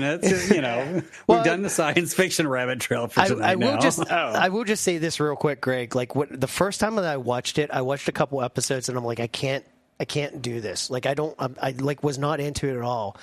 And then I don't remember what it was. It was a couple months later, and I'm like, you know what? I'm going to try again. And I don't know why that time, I was just I was hooked. I was instantly hooked. And it's weird. It was just in a different, we're talking a couple months. I really didn't like it. And then all of a sudden, I watched it again and I was hooked. I get that. I mean, I'm thinking of the movie Airplane, oh my God. I love stand up. The first time, maybe I've already said this on the show. I don't know. First time I saw it, I hated it. Saw it in the theaters with a couple other people and none of us liked it. We thought it was the dumbest thing we've ever seen. We didn't even stay to the end. That was the whole point. Well, to be the dumbest thing you ever saw. A couple of months, a little bit later, I forget how long ago, and it was back in the days of, VHS. Yes. Somebody had one at a party. They were playing it. We were all wasted. Then it was the funniest movie I've ever seen, and I loved it ever since. It was oh, I get it now. It's one of those movies you have to watch when you're drunk. or maybe high. So take your pick. I'll tell you what, Silicon Valley I still think is one of the funniest shows that was ever on TV. watching Silicon Valley High, oh my God, it's a whole other level. I couldn't breathe. I was laughing so hard. And I'd already watched it too. So before we move on, though, I want to circle back here. There's one other aspect in this story, in this article that I wanted to touch on, and that is Jurassic Park River Adventure is closing for 10 months for an overhaul, which is a very extensive overhaul in Universal's book. Well, it needs it. Yeah. The animatronics are really sad right now. This is the interesting thing. A lot of people have been like, why is that still Jurassic Park? Why is it not Jurassic World? Which I'm I've always been happy that it remained Jurassic Park. Yeah. They're saying here that it's not believed that it's going to be brought into the Jurassic World. It's going to remain Jurassic Park. So, but it really does. It does need an update. And they also, like, that hurricane, remember that hurricane, like, basically gashed the building in and somehow they opened it? Like, I'm sure there's probably stuff remaining. They're like, we probably should fix that. Well, they could fix it now. Yeah, if they want Jurassic World, they can go to California. Man. Yeah, well, I mean, there's Jurassic, you've got Velocicoaster, that's Jurassic World. Yes, and I always liked I like that area, how it is kind of, they honor both franchises, and I hope they keep doing that, because Jurassic, I love them all, even the new one that came out. Like I love it too. I've loved every single movie. Jurassic Park 2 and 3 are probably the weakest. But like Jurassic Park, the original, and then the 3 Jurassic Worlds, and now this new one, like, I just love them. Which all. I haven't seen it yet, so don't give away anything. I'm not. Like, I want to see it. Yeah, but yeah. Well, I was just referencing how the boat ride in California was changed over to. Oh, was it? World. I didn't know that. Yeah. It was like, it kind of went down a little bit, in my opinion. Yeah. I was like, that wasn't the best. They updated a couple things, but they basically just added more screens. They put more screens and stuff. Yeah. I was like, okay, all right. You don't need screens in that. Yeah. But when I was listening to it, I was like, 10 months for a water ride? That's not much. Like, you probably need more than 10 months down on that ride. Because I'm like, water rides absolutely suck to work on. There is nothing easy about it. I've heard that from more sources than just you, too. So oh, my gosh. Well, I guess it also depends on what they're doing. Like, I'm thinking more of like a thematic angle. But, like, I guess if you're actually dealing with the ride mechanics, the ride system itself, then, I get that. That makes a little more sense. I mean, the ride system sucks to work on. Yeah. The steel and everything else. I can't imagine all the other animatronics and everything else around it. That's got to suck too. Yeah. Because water just it's bad. Yeah. Like anytime you get stuff around water. Most of that though, most of the animatronics are off the water, though. Like I was just saying, some of them are in the water.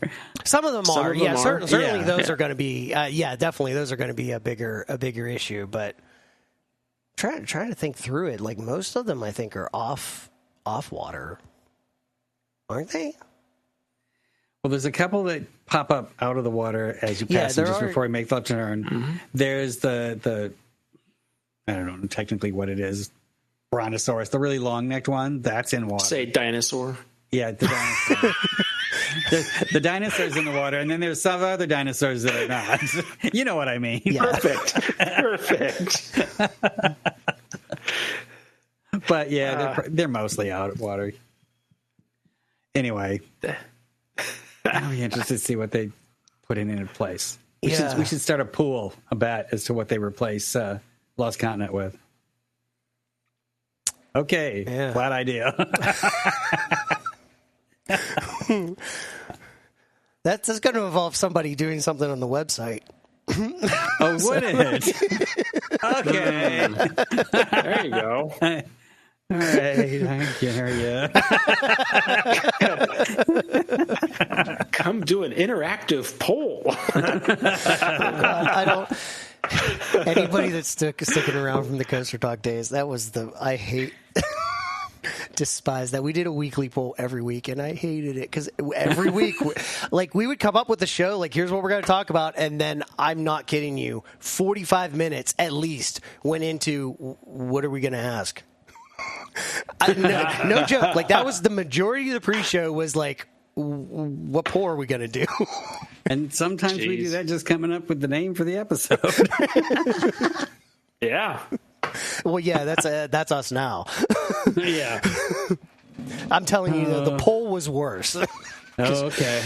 You know, at the beginning, like, oh, this is lots of fun. Like, here's all these questions, and then you get through them, and you're like, Now what? Uh-oh. Lord.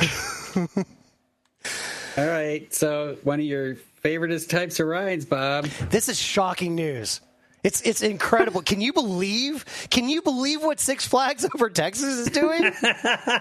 I never would have guessed. Never would have. It's a gig out. Never in a million years would I have guessed this is what they were doing. Well, we've known for a while, but the name? My nephew texted me earlier today. He's like, hey, guess what? They announced it. And I'm like, okay, I'll pretend to be shocked. He laughed. He's like, yeah. It's kind of there's no steam left in this announcement. No. Other than I watched the digital version of the ride, and I'm waiting for something to happen. And it's just, there's nothing on it that hasn't been done before. It's just taller. It's just bigger. Yeah. And I guess it's a big deal for Texas. Well, no, it isn't, because they already have a dive coaster 4 hours away. But this is okay. There's nothing redemptive about it. I give up. You know what jumps out at me, and I'm sure that I hope this is just the rendering, but the supports on the rendering, like, look so thin. Like, it does not look like a B&M. It looks like, I don't know. To me, it looks like PVC pipe. Like, it's just the supports are so thin. It has to be just also the size of it. It's got to be. I mean, yeah, that could be why. It's just they're so long. Maybe. Yeah, I don't know. So what is it? 309 feet. It's 4,199 feet long. The longest dive coaster. I don't care. Yeah. Tormenta Rampaging Run. That's what it's called. And yeah. It's a B&M dive coaster. It's a tall one. There you go. I was watching that animation, and I saw this one where it comes out of this loop, and then it kind of levels out right before it goes into the brake run. But it comes out of the loop and down and then goes up into the brake run. And my only thing was right there at that spot. I'm like, oh, if it valleys right there, they're screwed. They're absolutely screwed. I see exactly what you're talking about. Potential right there, doesn't it? It does, because it comes out of the loop. Because load testing and stuff like that, it's going to crawl through that loop. And then if it just has too much scrub off of there, it's going to crawl and then go up towards that brake run and then roll right back and just saddle right there. Yeah, it could. And then you're going to have to go up to the brake run, and someone's going to have to climb out on the track, which isn't hard, but you climb out on the track, and then you've got to lasso the train, and then you got to ratchet it forward probably 50 feet. I remember somebody telling a story about a skyrocket too. Yeah. There's you got to put a platform in those places because it's got to stick there. They didn't listen to me, and then it's stuck there. I even gave them YouTube evidence because I'm like, look, this is where it's gonna stick right here.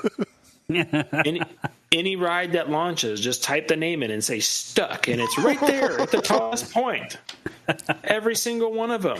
Like Top Thrill Dragster? But then it was like sitting at the top. Oh, God. Yeah. He's there. Yeah. But then when I brought that up, they were just like, no. Don't be silly.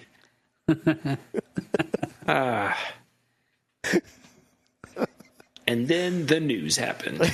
and then Ryan had to get his ladder out.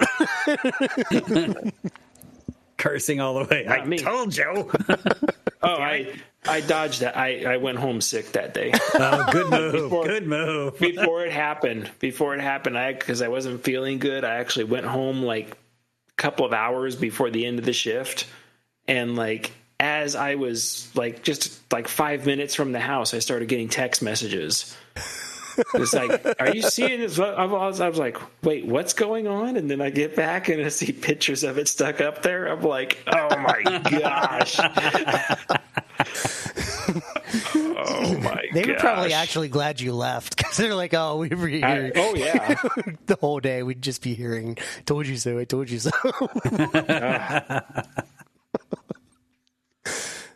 All right, yeah, so yeah, Giga Dive. Giga Coaster, yeah, and I guess it's all well and good. At least they're not closing the park, Right? And I couldn't help but think to myself, I want to go back to that park someday, but not for that. No, that's not going to get me to go anywhere. The old Schwarzkopf they've got on the other side of the park was more fun than what this is probably going to be. Oh yeah, I'd go for a Schwarzkopf over a dive any day. Yeah, that's a cool one. It is. That is.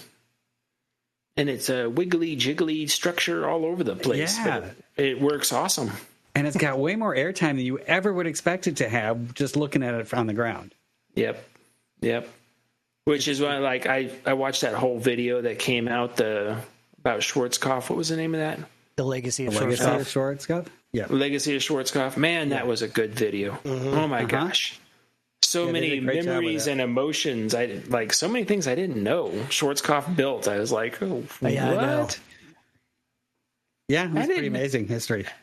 Yeah, I didn't know he had he beat everybody to the Enterprise first, but then Huss was the first one to take the patent out on it. Yeah, Stole it. Oh my gosh. Yeah. Oh, Huss. Where are they still making stuff? Is Huss actually still making stuff? I think they are. It's just nobody's buying it. Not in this country, maybe. Yeah, I'm not sure. I know they make plenty of traveling stuff still. Well, that was the thing. I remember reading about this years ago. It actually started because the showmen kind of revolted against Huss. Because Huss was kind of started abandoning them and like doing more permanent installation stuff, and like it kind of seemed to be one of those things where Huss was like, "Oh, we're going to branch out," and then you branch out, but you lose your bread and butter by doing that, and then you don't catch enough traction in what you're trying to do, and you're kind of left with nothing. And that seems to be the story of Huss. Well, they're still building Huss top spins because, I mean, they're still installing those things all over the place. Are they? They just put one in Alton Towers, I think it was. Is it a Huss? Well, okay. I thought it was. They've got an active website with all kinds of, the rides that you expect to see on it. So I'm assuming that means they're still out there doing their thing, including a Breakdance 5. Breakdance, yep. They still sell the Condor. Yep. They sell it, but are people buying it? That's because it does seem like immersive rides. They're still selling the Topple Tower, and if I'm not mistaken, they've only ever made one of those, and that was years ago. There were two, I think. Yeah. Okay. Still, it was Dollywood and somewhere else. I think it's a park in Spain or Italy. One of the two had one. Maybe, but they got rid of theirs first. And I remember I was excited to go to Dollywood because I got to ride that. And I'm like, that's not. Oh yeah, they replaced it with a drop tire. Like all of their stuff, like the Jump 2, like Canada's Wonderland's the only one, I think. Yep. Nobody else bought that. The one that I really want to ride, and they only made 3 of them, and they're all on traveling circuits overseas.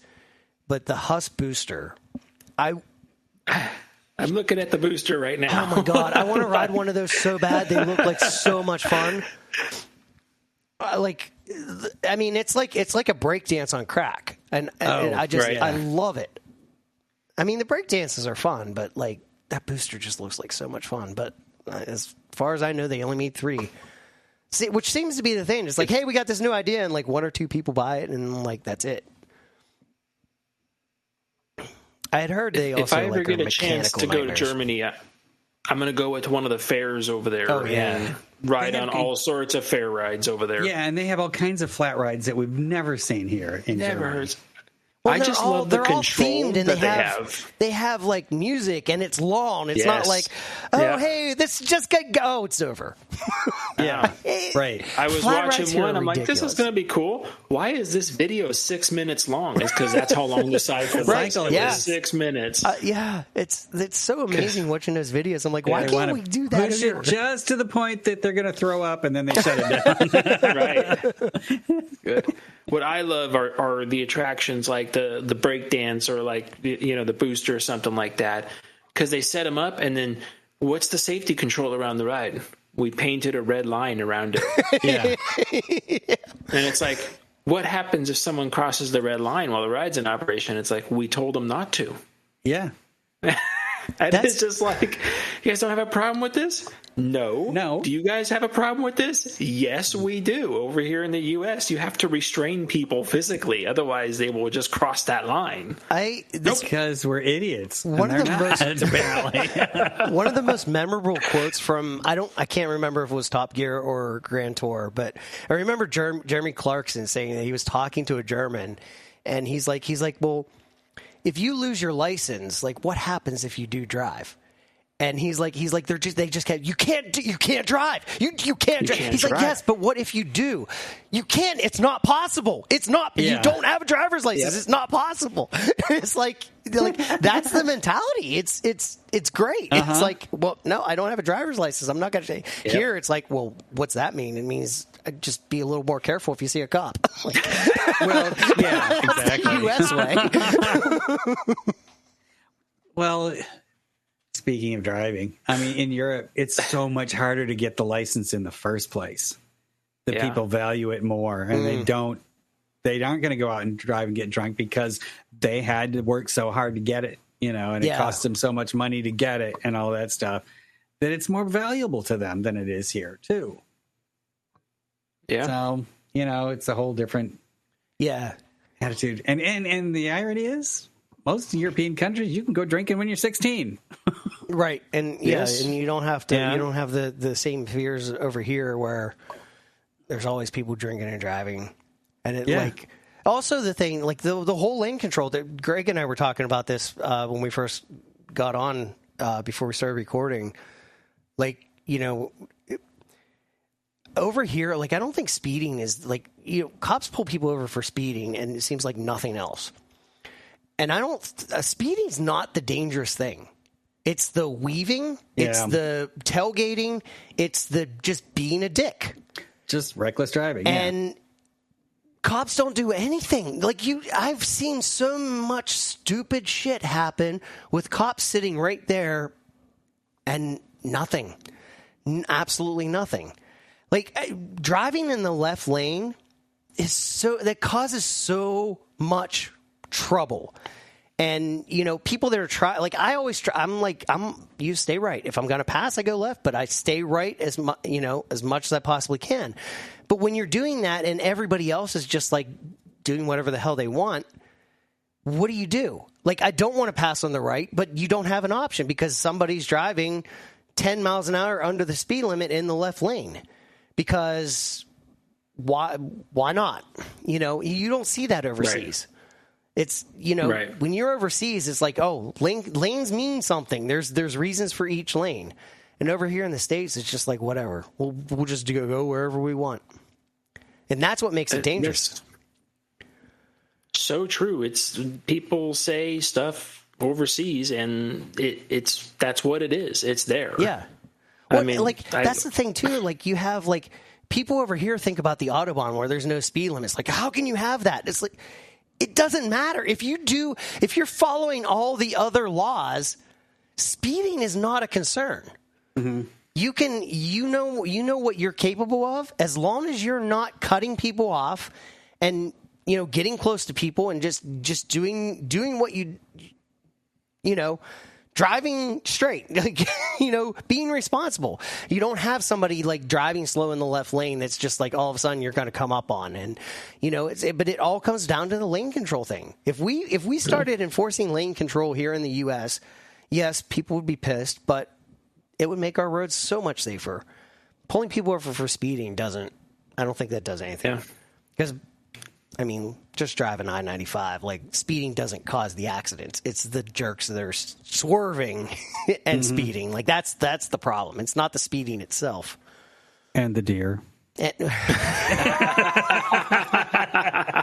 only a concern for me, apparently. Actually, that one I know from experience, too, because I have been struck a deer on the way to work one morning on the interstate, too. But,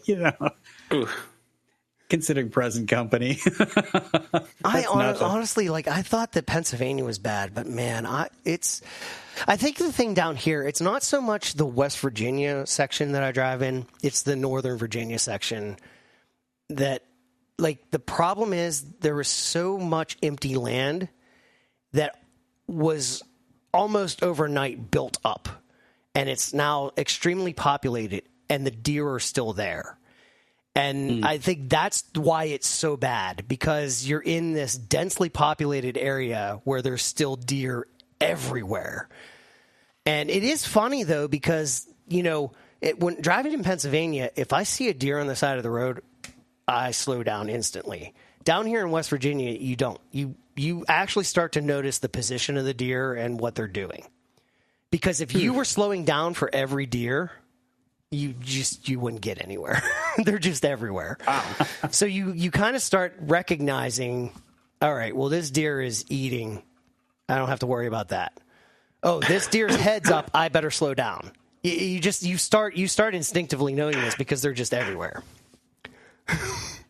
Every night when I drive home from work, literally dozens of deer. I pass dozens of deer. This is why every now and then there's that one deer that's not doing what it's supposed to do, not behaving properly. This deer's drinking water. This deer's eating. This deer's wandering around. This deer's got a gun. This is the United States. Oh, God. Yeah, I immediately pictured that scene in a Gary Larson cartoon. What actually came to mind was, you remember the movie Crocodile Dundee? Yes. He hides behind one of the kangaroos that they were hunting, and they actually shot the kangaroo. And next thing you know, the hunters are looking out there, and there's a kangaroo holding a shotgun. Starts firing because the Crocodile Dundee was behind the kangaroo holding the gun. But that's what it looked like from their point of view. The kangaroo is holding the gun.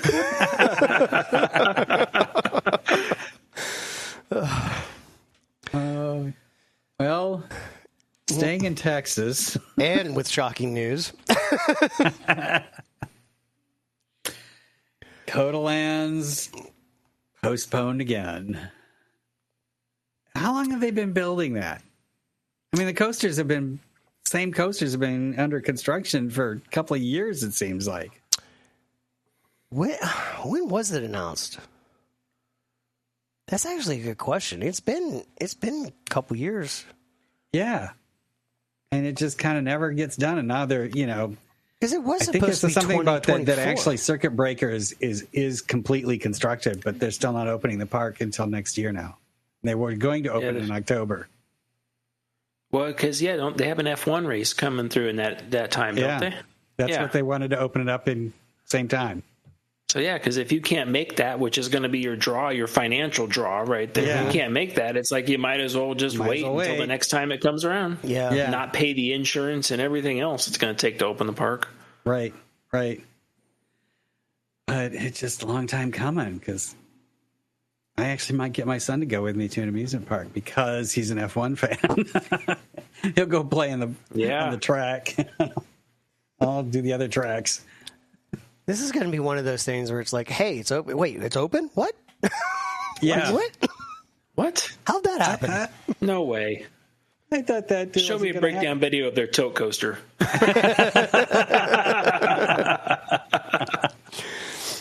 And there'll be at least 5 of those, and then everybody will say it's not working properly. I really hope Mike was talking about this on Coffee with Coaster Bro over on Coaster Cuzzies, but when the news comes out of why this is delayed, everybody's going to laugh. Because it's pretty it's pretty ridiculous. Hopefully that comes out soon, but we're not allowed to leak it. But yeah, so right now it's 2026. We'll see what happens. It'll make for a nice sort of Texas tour when it comes, because you can hit Six Flags over Texas and drive a couple hours down to Austin and then a couple more hours to Fiesta, Texas.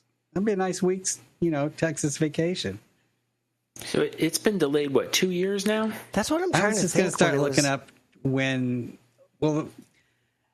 Palindrome was announced first. So let's look that up. Yeah. I mean, it's been open. Technically, Codaland has been open since 2020. Yeah, but actually, that kind of makes me wonder: was that when, was it all announced back then?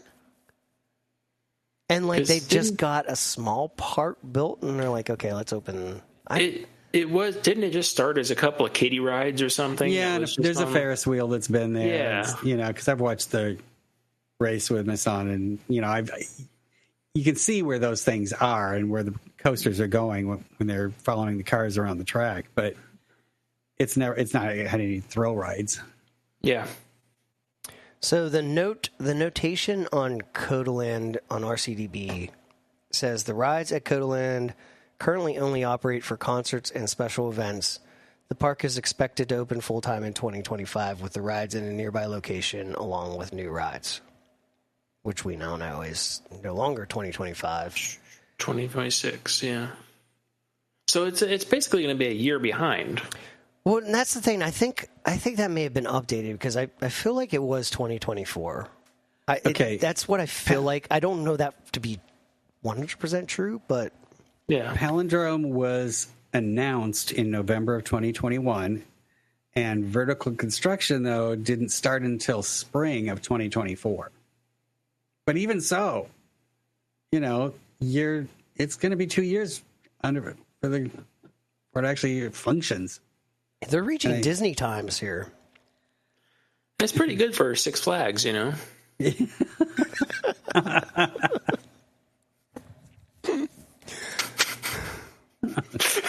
Sorry, I couldn't do it. Yeah, I do. It's not bad for Six Flags. It's like, oh, wait, it's not a Six Flags park? No, They're screwed then, because that's way behind schedule. Six Flags, it's right on the money. Any other park, it's like, whoa, you're 2 years behind. What's the problem? What's going on? Because Palindrome it's a Gerstlauer Infinity. It's not like any, new technology behind it, and it's not even a big one at that.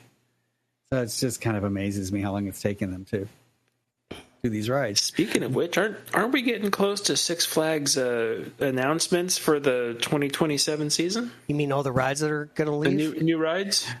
It'll be... No, the ones that are coming in for 2027 2027.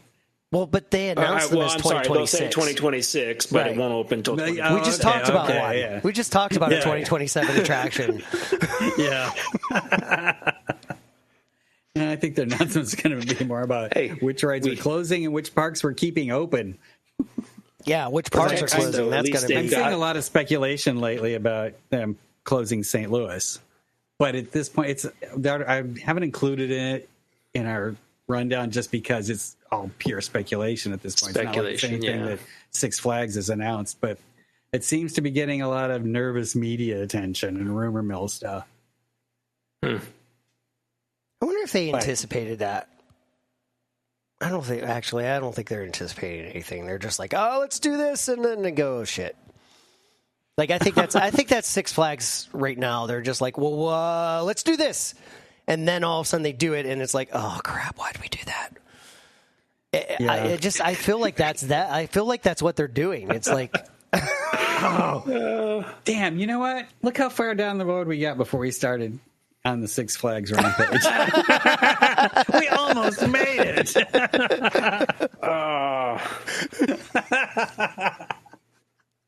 It had Man, to, it had you're to right. happen. You're right. It was inevitable. We know this. Yeah. Six Flags steering committee saying we can't make rational decisions. We're all jacked up on Mountain Dew. They ate too many Takis.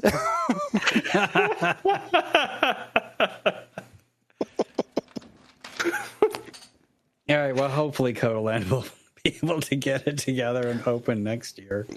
I have more hope for them than I do Six Flags, if I'm going to be honest. Well, yeah, for sure. I'll back you on that. But there's a little bit of good news in terms of a new ride. Oh yeah, because it's not Six Flags. Apparently, Merlin is putting in 2 new rides. This article focuses on California, but somewhere in the article it says they're also going to put it in Florida at Legoland. And it's a coaster that's going to be all indoors with a space theme to it. So Lego version of Space Mountain. That'll be interesting. It looks more like a Lego version of Cosmic Rewind. That's what it looks like.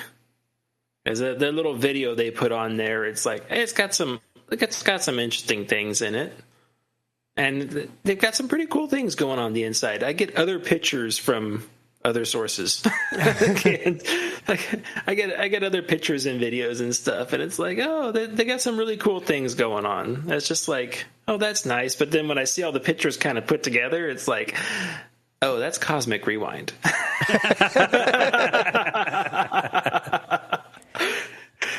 It's not exactly it, but like.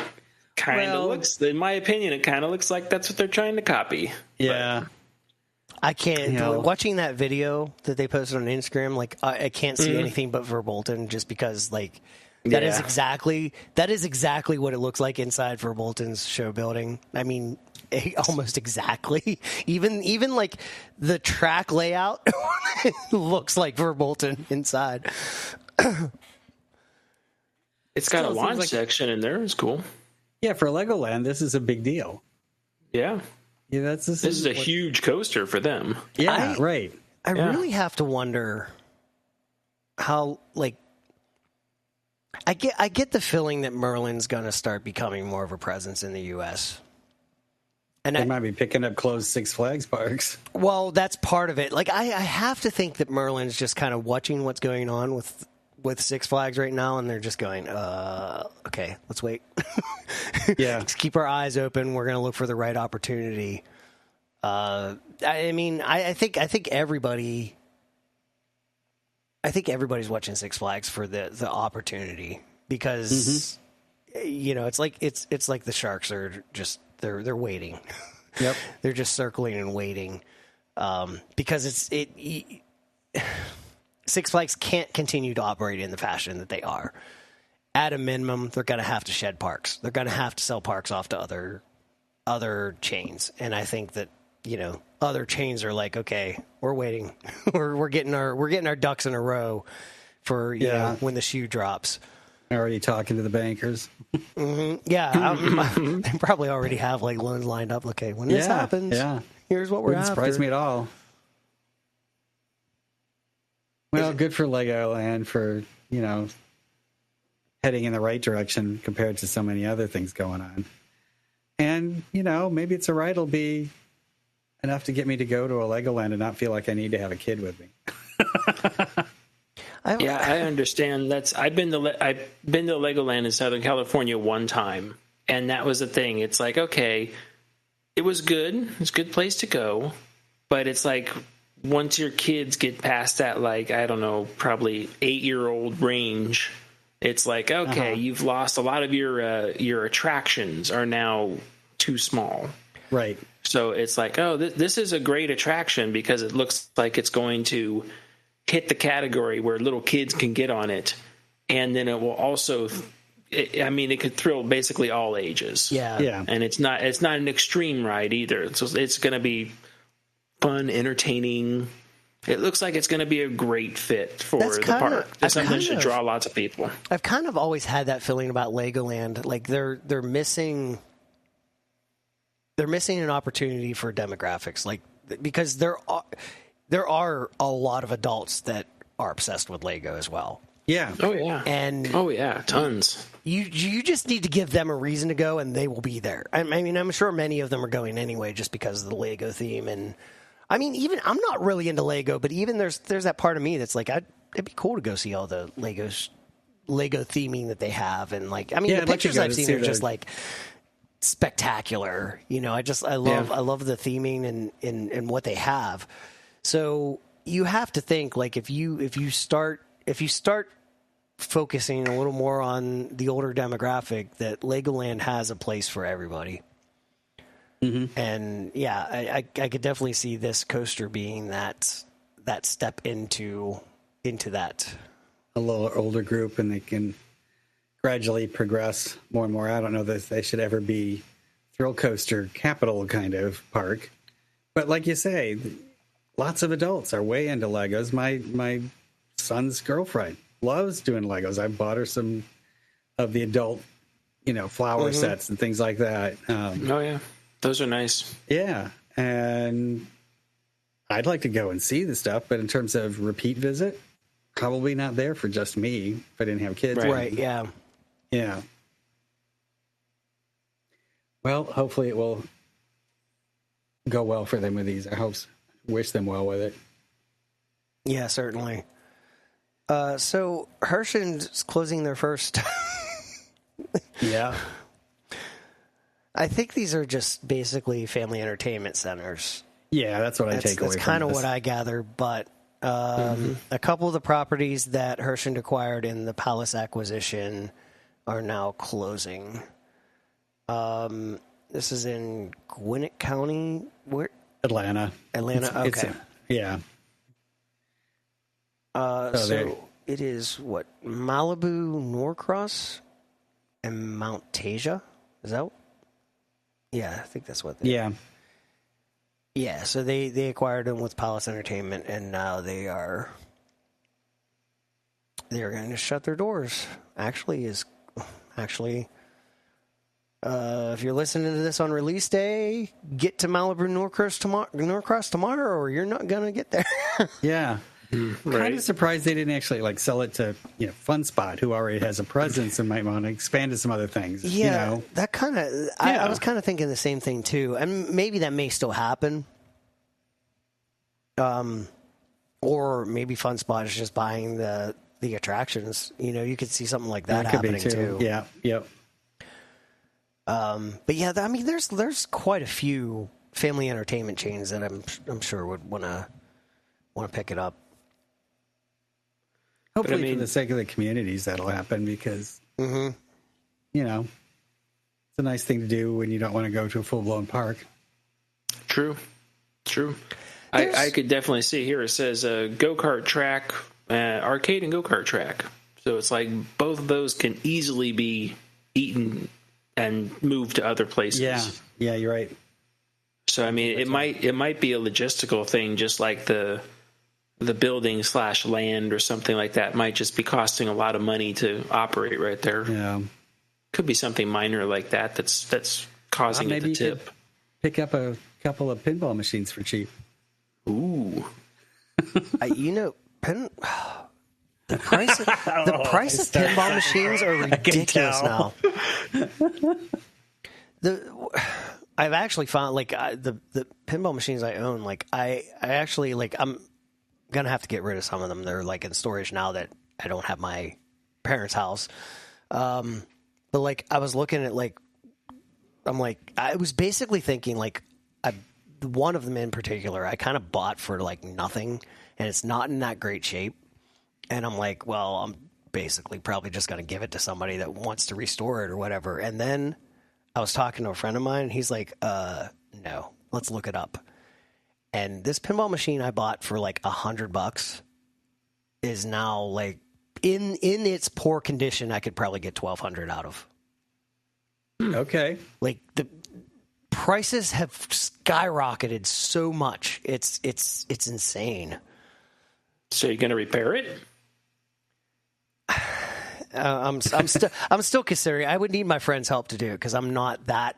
Like I can do some minor stuff on them, but like the in-depth I also like don't really like the machine that much, so there's also that. But then I'm like, well, maybe if we restore it, I could get more out of it. I don't know. I'm still debating what I'm going to do with it. I have 3, and one is set up at my sister's house now, and that one I'm going to hang on to for a while because it's kind of like a nostalgia thing. It's like one of the pinball machines from my childhood that I remember playing a lot. And I just kind of want to hang. And my nephew loves playing it too, so like I'm going to hold on to that. But the other 2, I'm still debating what I'm going to do. I wish I had room in my apartment. There you go. But I don't. So yeah, your neighbors would love that. Ding ding ding. Right. Ding, ding, ding, ding. On the floor, the thump thump thump thump thump thump constantly. Yeah. Yeah. If you restored them, you could go into the business of flipping them or routing them. Just put them on location. Yeah. It's funny how much pinball's come back. Like there's so many pinball locations now, and it's kind of funny because back when pinball started going away, you kind of had this shift into like businesses were like, well, we're not making money off of the pinball machine, and that was kind of the stance of like, well, you know, we have our books and our line items aren't showing that we're getting any income from the pinball machines. And now all of a sudden the breweries are the ones that have found out, wait, no, this isn't what pinball's not. The pinball machines themselves aren't really what we're supposed to be making money off of. We put them at our location to draw people in. To keep people here so that they buy more beer. And that's what all of a sudden these breweries are starting to find out is like, oh, well, you know, you'll find breweries now with 20 pinball machines. It's not because they've started realizing, well, if we have pinball machines, we sell so much more beer. Yeah. Yeah. And that's kind of like that's always kind of been my thing. I've had arguments with people that have run like arcades and stuff like that. I'm like, you don't like the family entertainment centers. Like, if I'm taking my niece and nephew somewhere for them to go, you know, play with whatever, like I'm going to pick the one that has a pinball machine because I want to play it. Like while they're running around doing whatever they want, I want to be playing pinball. You might not be making money off of me playing that pinball machine, but you're making money off of my niece and nephew running around that wouldn't be there if you didn't have a pinball machine. And at some point, you're going to buy one of their really bad pizzas. Yeah, of course. It's required. Oh, yeah.